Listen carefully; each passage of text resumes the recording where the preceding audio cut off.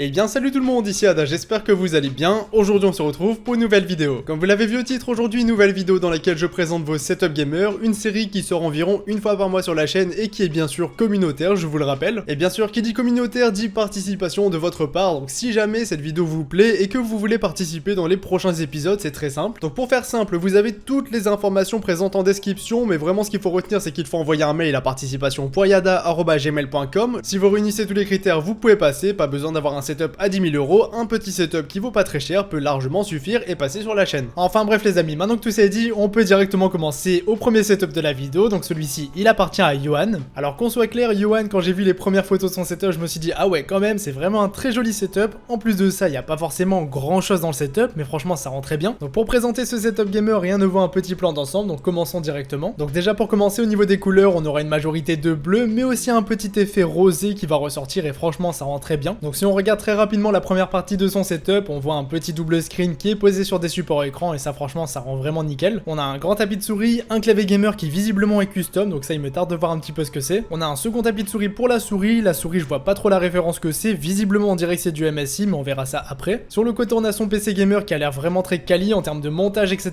franchement ça a l'air d'être du très bien fait. Et sinon ce que j'ai bien aimé dans son setup c'est l'ambiance générale, donc on va un petit peu découvrir tout ça. Alors encore une fois on va commencer par les écrans gamer avec son écran principal de chez MSI, donc c'est un modèle optique G27C. Donc en termes de caractéristiques techniques, on est sur un écran qui fait 27 pouces, c'est un écran Full HD qui est incurvé. Donc comme c'est un écran incurvé, il est équipé d'une dalle VA. Et pour le coup, on est sur des écrans MSI, généralement la colorimétrie est vraiment très bien retravaillée. Et là, cet écran ne fait pas exception, franchement il a vraiment de belles couleurs. Après il est bourré de fonctionnalités, les réductions de lumière bleue, etc. Il est aussi équipé de l'AMD FreeSync. Et pour finir, le plus important, c'est un écran qui est 144 Hz. Donc ça pour le gaming c'est au top du top. Donc cet écran tu l'as mis sur un support écran, je vous mettrai la référence du support en description, mais en tout cas ça rend extrêmement bien. Après sur le côté gauche tu as aussi un écran secondaire de chez Yamaha. Donc pour un écran secondaire il a vraiment tout ce qu'il faut, donc 22 pouces équipé d'une dalle TN et 1080p. Après c'est un écran 1ms 75 Hz, mais pour du secondaire c'est vraiment nickel. Et celui-ci aussi tu l'as accroché sur un support écran, ce qui fait un rendu vraiment génial dans ton setup. Ensuite on enchaîne directement avec le reste des périphériques. On retrouve d'ailleurs une petite souris MSI. Alors MSI je n'ai jamais testé leur souris gamer, après celle-ci a visiblement de bons avis. Après on est vraiment sur une petite souris pas chère qui sera bien pour débuter, donc 25 € la souris, elle monte jusqu'à 1600 dpi, ça peut amplement faire l'affaire, il n'y a pas de problème. Alors au total 6 boutons qui sont programmables, des poids ajustables, donc au final c'est une petite souris mais elle a quand même tout ce qu'il faut. Donc voilà pour la souris. Ensuite on a un petit clavier gamer, donc c'est un modèle de chez OK. Alors ce clavier gamer je dois faire une vidéo dessus, je l'ai avec moi mais je n'ai pas encore pris le temps de le faire. Je l'ai déjà mis dans les setups parce que franchement en termes de rapport qualité-prix il est très intéressant. Donc on est sur un clavier mécanique qui est équipé de switch blue, donc c'est assez bruyant, par contre ça fait l'affaire. Il a un RGB qui est franchement très joli, je l'ai déjà essayé plusieurs fois et franchement j'en suis pas déçu. Et d'ailleurs ce que j'aime beaucoup sur ce clavier c'est qu'il a du RGB tout autour et franchement c'est très joli. Donc voilà pour ce clavier gamer, pour moi c'est franchement une valeur sûre pour 50 €, c'est pas cher mais ça fera l'affaire. Donc ce modèle je le recommande vivement si vous avez pas trop de budget à mettre dans un clavier gamer. Ensuite dans ton setup tu as deux tapis de souris, donc tu en as un grand, j'ai pas la référence mais ce qui nous intéresse surtout c'est celui que tu as mis sur le côté. Alors là vraiment j'ai pas trop compris, t'as vraiment pris du lourd avec un Corsair MM800 RGB. Donc on est sur un tapis de souris classique mais qui a du RGB de chez Corsair et franchement c'est quali. Par contre faudra m'expliquer pourquoi tu as pris une souris à 25 € et un tapis de souris à 80 €. Là pour le coup généralement on fait l'inverse, mais bon pourquoi pas, ça change de d'habitude. En tout cas très bon tapis de souris, même si personnellement je ne mettrais pas 80 € dans un tapis, je trouve ça un peu trop cher. Alors ensuite pour le casque gamer on est sur du Razer avec un Kraken Pro V2. Alors celui-ci pour le coup, pour l'avoir possédé pendant environ un mois, j'en suis vraiment pas fan, j'ai vraiment pas eu de feeling avec ce casque. En fait je l'ai trouvé vraiment basique et sachant que quand je l'ai possédé c'était les modèles qui valaient environ 120 € et pour le coup vraiment j'ai trouvé ça cher. Peut-être que 80 € c'est plus justifié pour ce casque gamer, en tout cas plus de 100 € évitez complètement. Mais je peux quand même vous dire les points positifs dont je me rappelle de ce casque, c'est qu'il avait un bon microphone et aussi il avait une bonne légèreté, du coup c'est très pratique quand vous voulez jouer et garder longtemps le casque sur la tête. Ensuite dans ton setup c'est moins commun mais on a une PS4 et aussi et surtout un Oculus Rift. Au début je me suis demandé quand j'ai vu les premières photos qu'est-ce qu'il a au-dessus de son PC, mais là c'est vrai que quand on sait que c'est un Oculus c'est plutôt logique. N'hésite pas à me dire dans les commentaires si tu t'en sers vraiment ou alors si c'était plutôt un achat coup de cœur au début mais au final tu le regrettes. Moi personnellement j'ai l'occasion de faire de la VR sur la PS4 mais je n'en fais absolument jamais, d'ailleurs la console je m'en sers vraiment pas. Donc voilà pour la partie du setup. Maintenant on va faire un petit point sur le PC et ensuite dans son setup il y a une surprise que je vais vous montrer et vous allez péter un plomb. Donc en termes de design et de câble management, le PC gamer a l'air plutôt bien réussi. Après ce qui m'intéresse vraiment c'est ce qu'il y a à l'intérieur. Donc on peut retrouver un i7 7700K, donc un très bon processeur qui tourne absolument tous les jeux sans trop de problèmes. Encore une fois on a des Trident Z pour la RAM, donc 2 x 8 Go. Tu as tout posé sur une Z390 Gaming Pro de chez MSI. La carte graphique c'est aussi du MSI avec une GTX 1060. Donc c'est un gros modèle, hein. Les Gaming X Après pour le coup une 1060 ça fait peut-être un petit peu faible par rapport à ton processeur. Au niveau du boîtier tu t'es fait plaisir avec du NZXT, donc un modèle S340 Elite Red. Donc NZXT on peut dire ce qu'on veut mais généralement c'est quand même très joli. Après j'ai pas eu d'autres informations sur la config au niveau du stockage etc.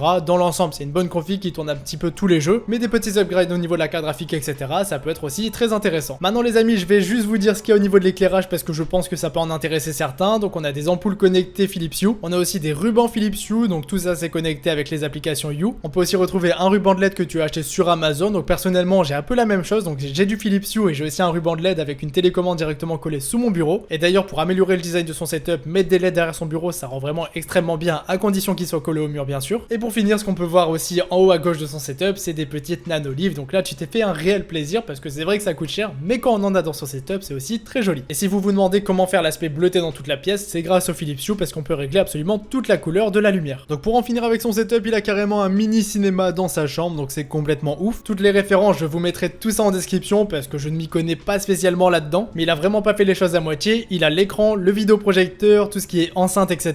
Comme ça, c'est vraiment une immersion complète. Donc si ça vous intéresse, je vous mets tout en description, mais visiblement, j'ai regardé un peu les avis sur internet et c'est des produits plutôt qualitatifs. Donc voilà les amis pour le setup de Yuan, une magnifique gaming room. Franchement, tu t'es fait un réel plaisir et merci de nous l'avoir partagé. Maintenant, on enchaîne directement avec le dernier setup de cette vidéo. Celui-ci, il appartient à Paul et vous allez le voir, il est aussi fou que celui de Johan. Alors pour le setup de Paul, au niveau du plan d'ensemble, on va pouvoir retrouver une immense télé déjà pour commencer. Donc avoir une immense télé au-dessus de son setup, je sais pas si c'est spécialement aussi pratique que ça. Par contre, ça mérite d'être complètement original. En dessous de cette grande télé, on a des écrans qui visiblement sont assez grands. Je dirais que c'est des 27 pouces, on vérifiera ça après. Ils sont posés sur un support écran, ça rend très joli. Sur le côté, on a un PC gamer. Donc au niveau de ce qu'il y a dans le PC, etc., on verra ça après. Mais en tout cas, il y a du RGB et ça me plaît. Au niveau des périphes, on a du full Corsair et là, franchement, j'admire ton setup rien que pour ça. Une souris, je pense que c'est la Glaive RGB. Un clavier gamer de chez Corsair, on verra le modèle après. Et aussi le tapis de souris MM300 de chez Corsair. Celui-ci, on l'a vite reconnu aussi. Sur le côté, on a un casque gamer. Là, comme ça, je dirais que c'est du Razer. Après, je peux peut-être me tromper. Et on peut aussi retrouver un microphone de chez Rode. Et visiblement, c'est le même que moi, donc le Rode NT USB. Donc voilà pour le plan d'ensemble. Au niveau de l'ambiance générale, il a aussi mis des LED et franchement, ça rend très bien. Avec deux couleurs différentes, du bleu et du violet. Ça se marie très bien, je trouve. Et encore une fois, je vous le dis, mais si vous voulez vraiment changer radicalement l'ambiance du setup, des LED, ça va absolument tout changer. Bon, maintenant, on va voir un petit peu plus en détail ce qu'il y a dans son setup gamer, à commencer par les écrans. Alors, pour commencer avec les écrans gamer, on est sur deux écrans de chez Yamaha, les modèles G-Master Blackout. Alors, pour le coup, au niveau des écrans, je me suis fait avoir par la taille. On est sur des 24,5 pouces et non pas des 27 pouces, comme j'ai pu le dire au début de la vidéo. Sinon, c'est des écrans Full HD, 1 ms au niveau du temps de réponse, qui sont équipés de dalles TN. Bien évidemment, vous avez la AMD FreeSync et tout ce qu'il faut. Par contre, petit point négatif, c'est des écrans 75 Hz. Je pensais vraiment que tu prendrais des 144 Hz et d'ailleurs, si tu veux faire un upgrade, n'hésite vraiment pas à en prendre au moins un. Moi, bêtement, je me suis dit, il a une télé sur son setup, c'est obligé, il a des 144 Hz voire plus, mais non, 75 Hz.